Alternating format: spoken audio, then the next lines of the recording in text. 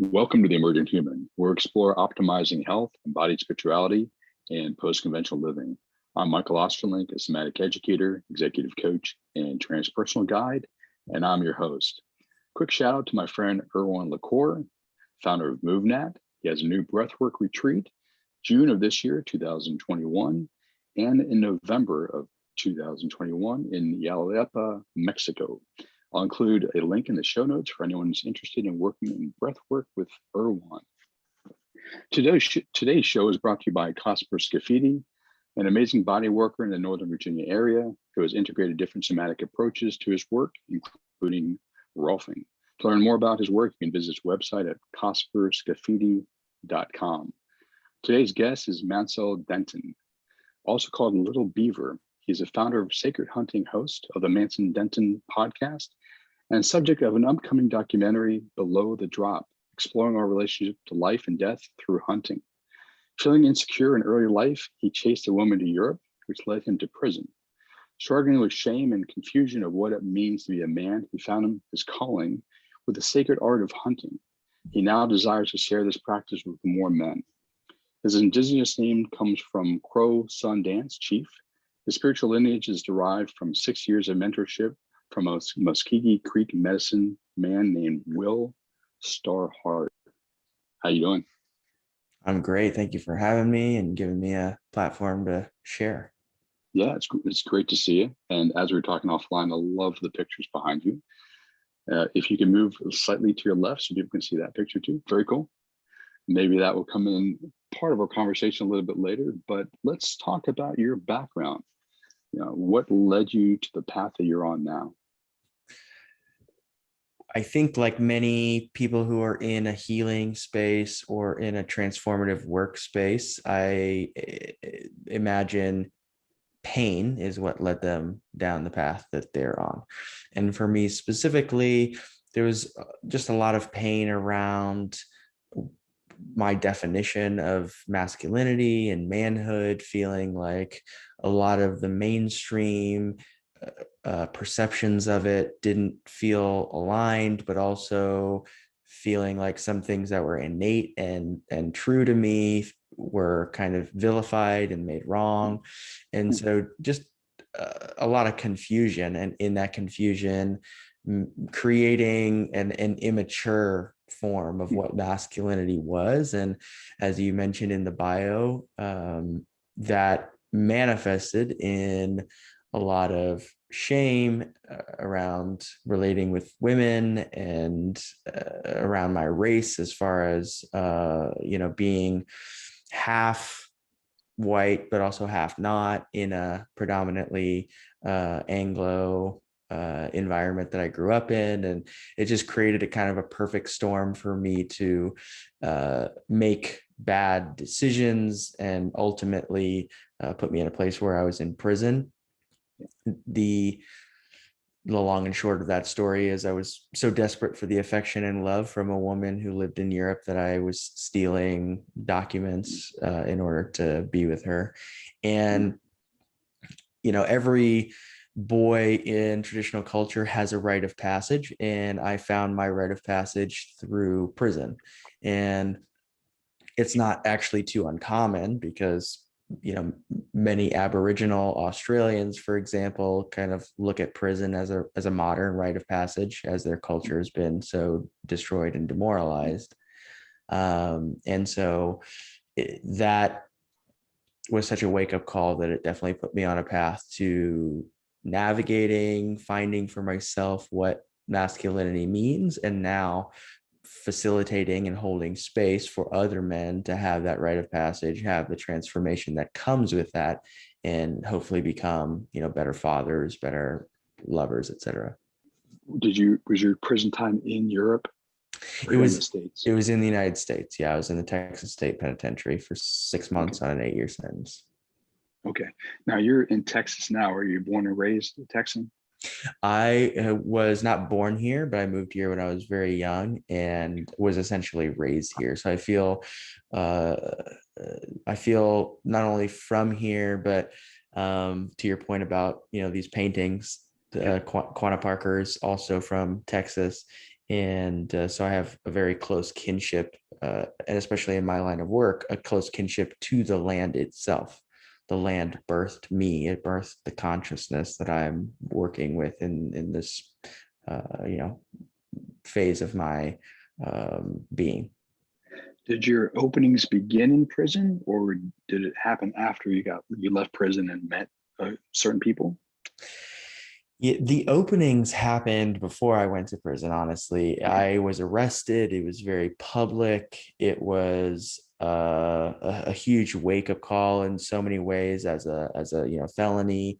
And so right from the beginning, when I was 19 years old, I was in a place of looking inward, and that came through Vipassana meditation. It came Oh, nice. through different um, you know the business that I was choosing to go down in that part of my life was very is entrepreneurial. So there's a lot of self improvement that kind of was associated with that. Um, and so it had already begun for sure, but it got hyper accelerated after going to prison and coming out. And then I started doing men's work, like Mankind Project and other different Okay. men's Yeah. groups. Yeah. And that led me, slowly into different physical practices like embodiment practices, whether it's ecstatic dance or acro Oh, yoga, and then eventually to plant medicine and hunting. And that's kind of, the genesis. yeah. Before we get to the plant medicine hunting, the embodied practices, was that your first time learning to be inside of a body, like, or did you kind of always have that kind of inclination, like, oh, I have a body, I'm inside of the body. I have the felt lived experience. I think it's yes and no. For at one level, I grew up and I had two strong polarities in the way that I showed up in my childhood. One was this incredibly curious, intellectual kid who was very bookish. I liked Legos. For all intents and purposes, if you want to put a label on it, there was kind of a nerd quality to it. Mm-hmm. But on the other end of the spectrum, I was, the only freshman who made the varsity soccer team. I was a very high level soccer player. I ended up, playing on the Olympic development team. I Wow, swam cool. competitively and was ranked highly in the state of Texas. And so I had these kind of poles where I definitely showed up as kind of a nerd, but as far as my physical prowess was concerned, there was something there that I got that was special, that was nourishing in some way.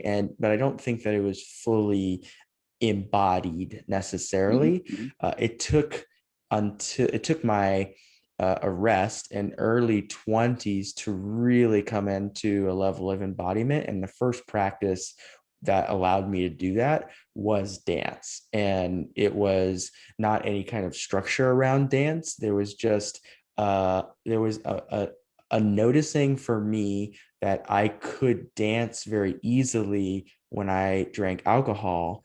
And then I started to essentially make a commitment that I wanted to be free enough to dance in my body and express myself without the use of that substance. And that set me on a path of, a year or two where I just would go out on the weekends specifically to dance with no alcohol, with no other motivation, just dancing. And I ended up having some profound experiences, waking up in the next morning after significantly less sleep than I was used to and feeling more energized because I had just, self-expressed so fully. Yeah, so actually, I'm glad you said that, because I was going to ask you. You talked about some of the states that you induced, either intentionally or accidentally, through the ecstatic dance. And you just mentioned like what happened the next morning, but like, was there a learning process as you're kind of going through the ecstatic dance? Like, oh, there are different states of consciousness that are induced through this practice.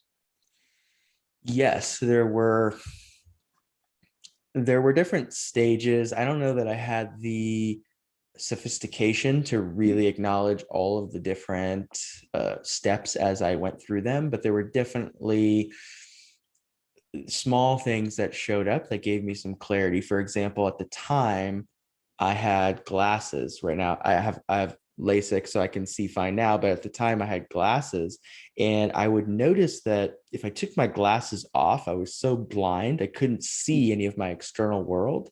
It allowed me to go more inward, and my dancing became more self-expressed, more Wow, interesting. enjoyable in a way. Huh? And I also noticed a level of uh, almost like a trance state of Mhm. feel of letting all the stories that I think all of us to some degree have kind of bouncing around in our head, like not good enough, not this enough, not that enough. They all quieted as Mhm. I entered certain flow states of dance. And and then there's a very clear um, ability that I was tapping into of letting my body lead my mind as opposed to my Yep, mind leading my body. that's And awesome. uh, yeah, it turns out I'm naturally a pretty damn good dancer. Oh, good. I love that. That's awesome. So I heard you say a little yoga, not a little yoga, but you do yoga and ecstatic dance. But from there, how did you get into kind of the Native American tradition that you're now an exemplar into or of? Well, that was in many ways it was kind of accidental, and it happened around the same time. I remember as I this was before I went to prison. I actually somehow found this spiritual teacher, Will Starhart. He lived 45 minutes away from me, and he was essentially having monthly sweat lodges. And he would have a sweat lodge where afterwards we would have like a potluck. And I still to this day, I'm so grateful that I just trusted my intuition, but I don't know even like how I was drawn there. But I was probably the youngest by 3 to 4 decades.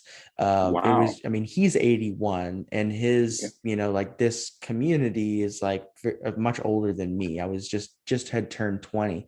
Of course, they welcomed me with open arms. They were very loving, and in retrospect, it was surprising, I think, that I chose to go into that realm on a Saturday morning, for example, instead of, partying late on a Friday Mhm. night. I was still living in a college dorm room. I went to the University of Texas, so I was Mhm. in the middle of arguably a very kind of like chaotic party environment. But I for some reason was just drawn to this elder, this practice.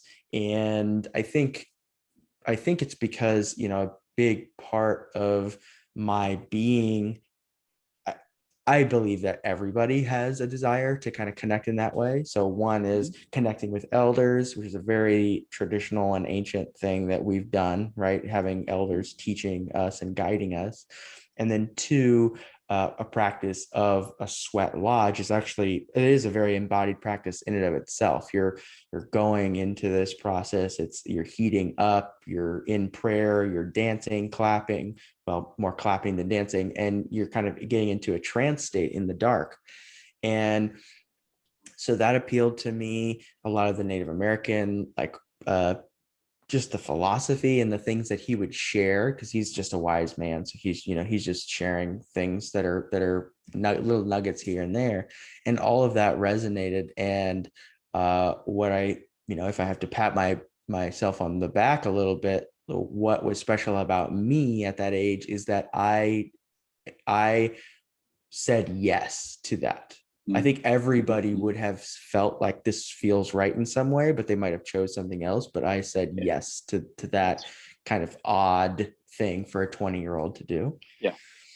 And I've had a 7 year, at this point now, it's 7 years relationship with Will Starhart, and his influence has very much, guided my work, has guided my philosophy on life, the books that I read, everything. And so that was kind of the genesis of that. And it started it started at a very young age. Mhm. And that is kind of a theme in indigenous cultures, is this through line, this thread of patience and like building slow over time.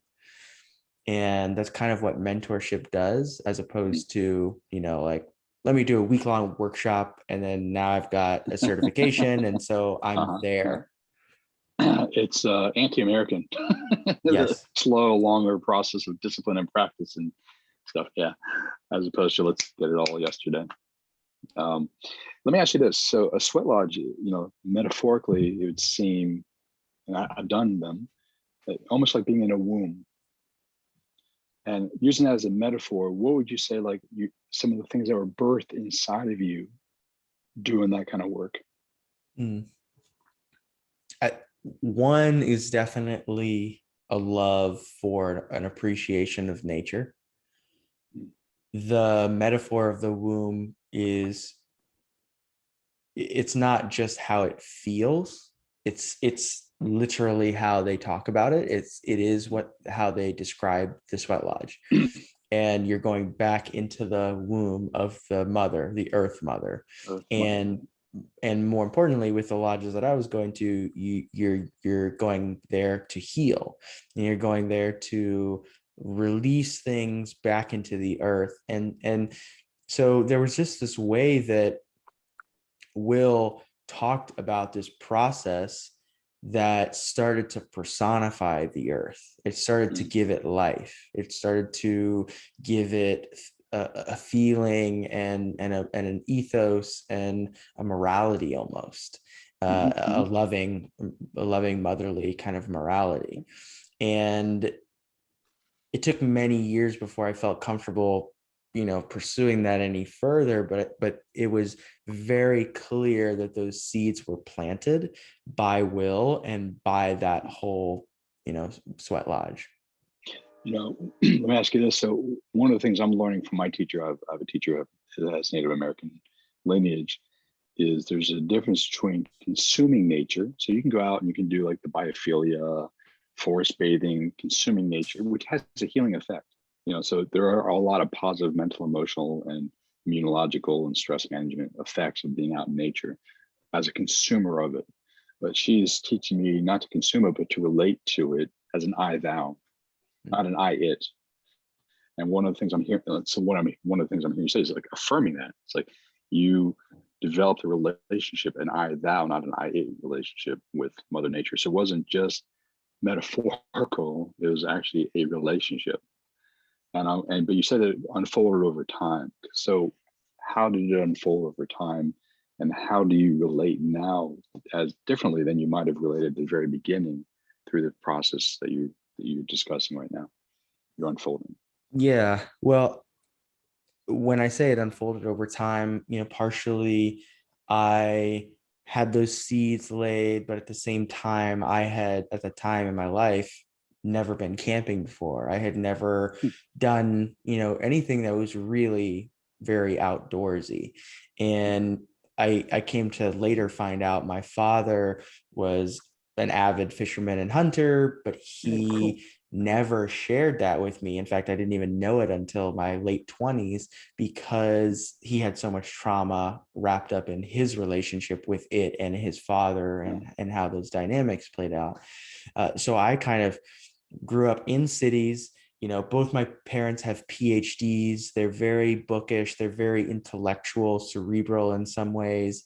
And that in large part is where I came from. So it took time for me to actually get to a place where I was engaging in practices that were more long term with nature, that were more varied in their context. Mhm. So, in my first relationship that I was in for 4 years, my partner was a great rock climber, and so she was very comfortable in the outdoors, and so we decided to go camping. We went camping, and it was a great experience, and it really opened my eyes to many different things. One, it's like how beautiful nature is, and then two, I being unprepared, like I didn't bring enough water, I didn't have the right gear, and it created so much tension, and there was medicine involved as well, which amplified all the tension.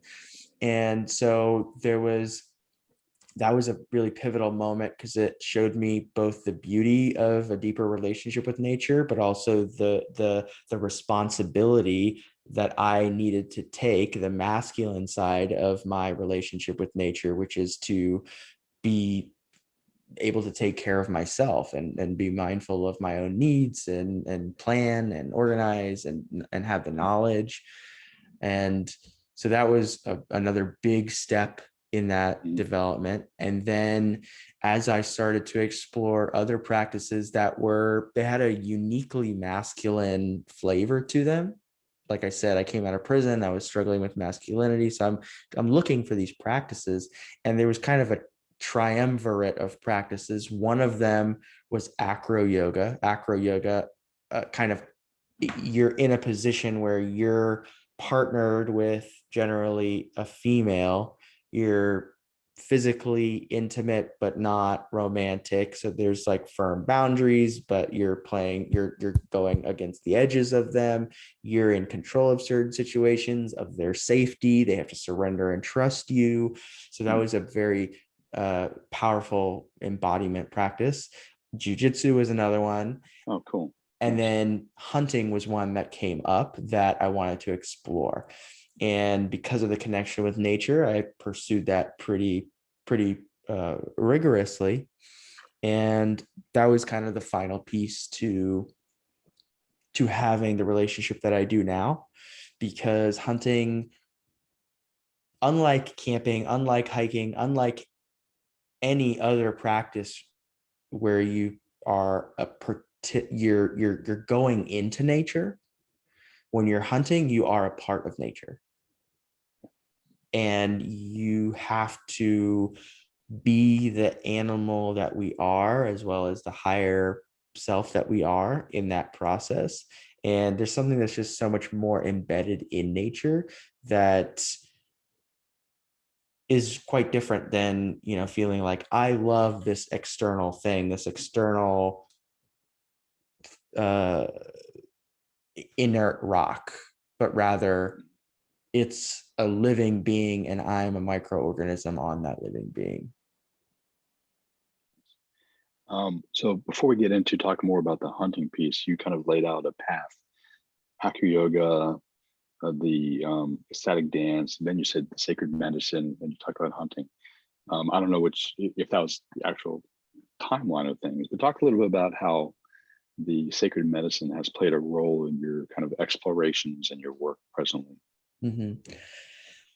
Well, my teacher says, and I love this, the plants chose you. And he means the plants chose me for a very specific message that the world, or my little corner of the world, needs right now. And so I had an introduction to ayahuasca a month before I went on my first hunting trip. And it was accidental. I didn't plan for them to be in close proximity, but it was obviously, it was what it was meant to be, as he says. And in that, I had an opportunity to just reflect on what it actually meant to take the life of an animal. And I remember crying as I was imagining and visualizing this animal that I'd be, taking its life. And that was the first time that I ever had a relationship with a higher power. I asked, God, just kill this animal quickly and cleanly and let me, do this the right way and have a right relationship with it. And so when I went and had the hunt and I was successful, it was a powerful step towards having a relationship with higher power and having a felt experience of higher power, as opposed to an intellectualized relationship with a higher power. And 3, having a very direct relationship with a plant. So ayahuasca being a plant kind of like really informed this relationship that's not just with animals, it's not just with the grass outside, it's with this, in a way, has its own sentience, and it can teach in the way that ayahuasca does. So that was kind of the genesis of how the plants and medicine work kind of informed my hunting. So how did you go from hunting, kind of sounds like from a very spiritual place, to leading hunts as a spiritual practice of sorts? Well, it kind of happened accidentally. It happened with people. It happened by kind of without sounding too narcissistic, the Jesus model. Like, Jesus just showed up in a certain way, and that attracted people.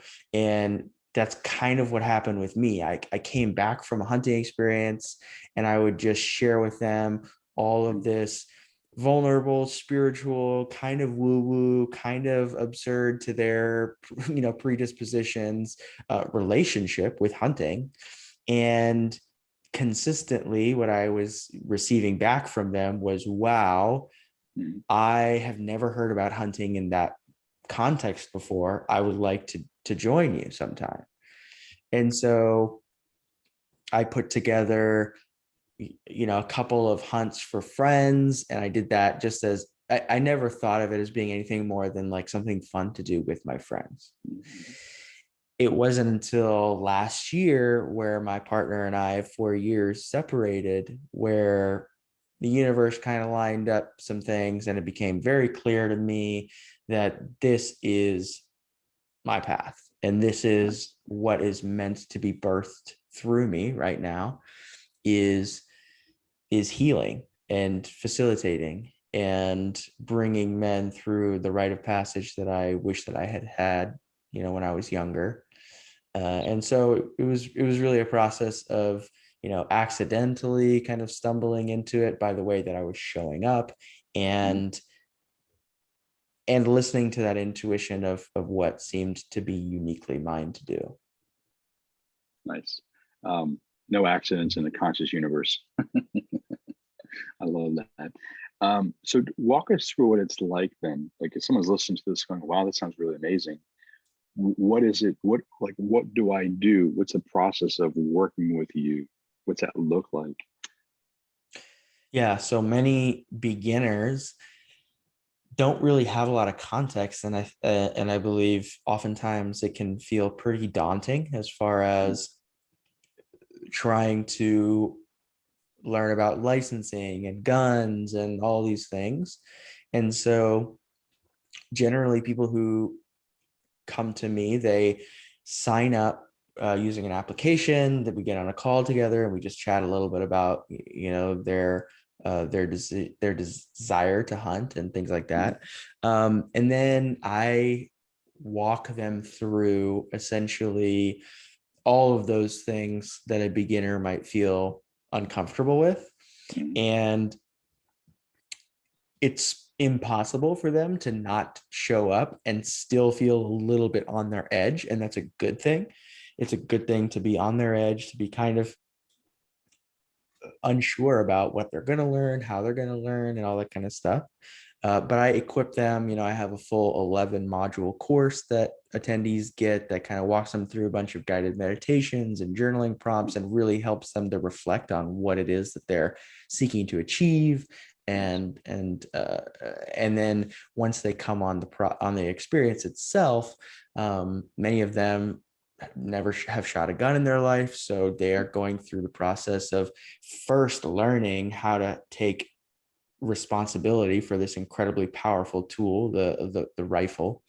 And then, from there, it's a process of learning how to stalk, how to hunt with a guide, of course, and take the right shot on an animal, and then gut it, clean it, skin it, all the way down to eating it. So many attendees, not all, but many, come to the weekend with zero experience, and they leave the weekend having learned how to fire a gun, learned how to hunt to some degree, fired on an animal, go through the whole process of cleaning it, gutting it and everything, and then eating it. And that is a huge, transformation just in their life experience. Mhm. And of course, in the middle, we have plant medicine ceremony, which really contextualizes everything in their life around this. Like, how is hunting a metaphor for life? Because it's a great metaphor for life. Mhm. And when you take the medicine, you can see how it shows up. You can see how the hesitation to take a shot shows up in your life. You can see Mhm. how taking a shot too quickly shows up in your life. So everyone gets the medicine that they specifically are designed to get in that experience. And it can be incredibly powerful. I've had people, I can't tell you how many people have had really deep breakthroughs related to death and their relationship to death, whether it's in people or animals or the food that they eat or their own mortality. People who have left their job shortly thereafter, simply realizing that for them, like, their mission and purpose was something different and they were listening to that. So it's my greatest joy to be able to see the reflection of their transformation and healing. Nice. Now, so like, how does you're in Texas? I assume then this is all in Texas. Yep, this is all the beginner experiences anyway are done in Texas. People fly into Austin, Texas, and then we go to the hill country to hunt. Okay, and this is like over how many days? Usually they come in on like a Thursday if they're flying in, and then it officially starts Friday morning until Sunday. Okay. Now you can work with individuals, you work with groups of people. Like, how does that break down if someone wants to work with you? Yeah, usually I work with groups. I work with groups of about 6. And So, early on, I was, in a place where I was just wanting to I was wanting to do more experiences. I was wanting to have more people. And so I was kind of, I was open to doing like 2 people here, 1 person here, whatever the case is. Now I have so much demand that I pretty okay. much have to just have them, once a month or so, and then 6 or 7 people per experience, and it's a group hunt. Uh, Is it a group of people who know each other, or do you have people who come in? I have people who come in from all over the place and all different walks of life, and what I find is that there's a very high self-selecting process. Like, if you see how I talk about hunting and you learn about sacred hunting and you go through the steps of application, etc., there's already a predisposition towards like inner growth, transformation, and learning about oneself and learning about this practice and open-mindedness. So there's so much that's similar that all of the people that I've experienced have gelled pretty well, and obviously some better than others, but And I would imagine if a group of people come, they already know each other, it just tightens their connections. A group of strangers know will leave you on Sunday no longer strangers. totally. Yeah. And I Yeah. don't I take people's phones away for the duration of the weekend so Mm, people can, really drop into a sense of tribe with these other men in a very short nice. period of time. That's awesome. Where can people learn more about your offering? Yeah, if they want to learn more there's plenty of videos and experiences from other people at sacredhunting.com, and they can just go through, fill out an application and set up a call if they're interested, and we can chat more about it. All right, so if they have more questions based on this conversation, they can reach out through you, the website, and then you guys would jump on the call or Zoom. And Yeah, I basically have a call with every single participant or applicant, and I do that so that I can vet them and just make sure that there's alignment in their vision and their motivations and desires before they attend. fantastic. And your website one more time. It's sacredhunting.com. Well, thank you so much. This is amazing. Let me encourage people to follow up, check out your videos, check out your site. And it sounds like a great rite of passage, not just for like, a young man who wants to become an adult, but even for adults. Actually, let me ask you that before we finish this up. What's the usual age, or the average age of people who come in to this process for you? I would say they're anywhere between late 20s to 50s. And Okay. sometimes there are some younger, 18 to 20-year-olds whose parents want them to participate. Nice. So yeah, but the range is definitely between, upper 20s and 50. Great. Well, thank you very much. It's great to talk to you, and I wish Absolutely. you much success. Thank you, Michael. Take care.